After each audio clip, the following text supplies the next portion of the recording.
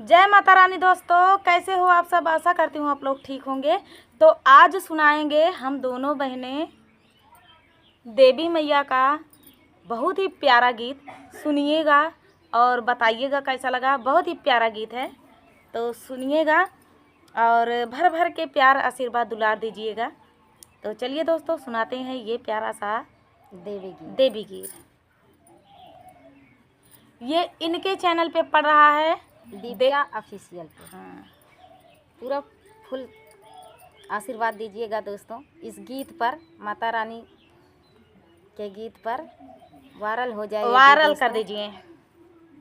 सात बहिनी चलली बाजारिया, सहारिया में चांद उगल सखिया।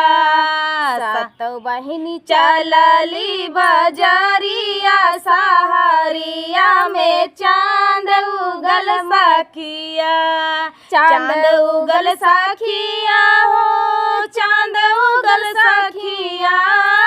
चांद उगल सखिया हो, चांद उगल सखिया। सहरिया में चांद उगल सखिया। सात बहिना चलली बाजारिया, सहरिया में चांद उगल सखिया।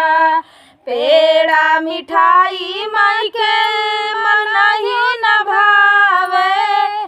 पेड़ा मिठाई माई के मनहि न भावे।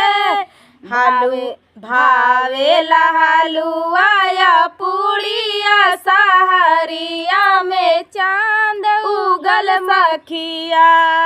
भावेला हलुआ पूड़िया, बाजारिया में चांद उगल सखिया। पेड़ा मिठाई माई के मनहि न भावे। पेड़ा मिठाई माँ के मनहि न भावे। भावेला हलुआ पूड़िया, सहरिया में चांद उगल सखिया। भावेला हलुआ पूड़िया, सहरिया में चांद उगल सखिया।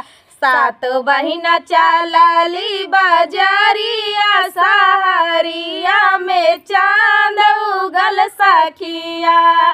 सात बहिना चलली बाजारिया, सहरिया में चांद उगल सखिया। लहंगा साड़ी माँ के मनहि न भावे। लहंगा साड़ी माँ के मनहि न भावे। भावे लाल की चुनारिया, सहरिया में चांद उगल सखिया। भावे लाल की चुनारिया, सहरिया में चांद उगल सखिया।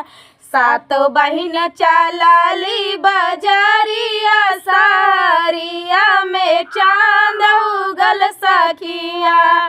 चांद उगल सखिया हो, चांद उगल सखिया। चांद उगल सखिया हो, चांद उगल सखिया। सहरिया में चांद उगल सखिया। सात बहिना चलली बाजारिया, सहरिया में चांद उगल सखिया। पीपल या बरगद माँ के मनहि न भावे। पीपल या बरगद माँ के मनहि न भावे। मनहि न भावे सखी, मनहि न भावे।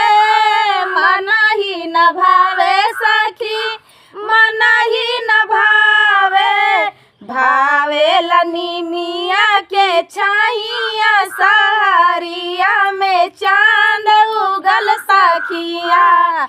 भावेला निमिया के छाइया, सहरिया में चांद उगल सखिया। सात बहिना चालाली बाजारिया सहरिया में चांद उगल सखिया न चालाली बाजारिया सहरिया में चांद उगल सखिया चांद उगल सखिया हो चांद उगल सखिया चांद उगल सखिया हो चांद उगल सखिया सहरिया में चांद उगल सखिया सात बहिना चालाली बाजारिया सहरिया में चांद उगल सखिया भजन या कीर्तन माँ के मन ही न भावे भजन या कीर्तन माँ के मन ही न भावे भाल पाचरा के गीतिया सहरिया में चांद उगल सखिया सात बहिना चालाली बाजारिया सहरिया में चांद उगल सखिया सखिया हो चांद उगल सखिया चांद उगल सखिया हो चांद उगल सखिया सहरिया में चांद उगल सखिया सात बहिना चालाली बाजारिया सहरिया में चांद उगल सखिया सात बहिना चालाली बाजारिया सहरिया में चांद उगल सखिया। तो दोस्तों ये प्यारा सा माई का पचरा गीत आप सभी को कैसा लगा कमेंट में बताना दोस्तों। जय माता दी जरूर लिखें और क्या आपकी क्या राय है, गीत कैसा लगा कमेंट में अपनी राय ज़रूर दें दोस्तों, ताकि हम लोग और भी अच्छे अच्छे प्यारे प्यारे गीत आप सभी के लिए लाते रहें। तो चलिए दोस्तों मिलते हैं नेक्स्ट वीडियो में, तब तक के लिए जय माता रानी।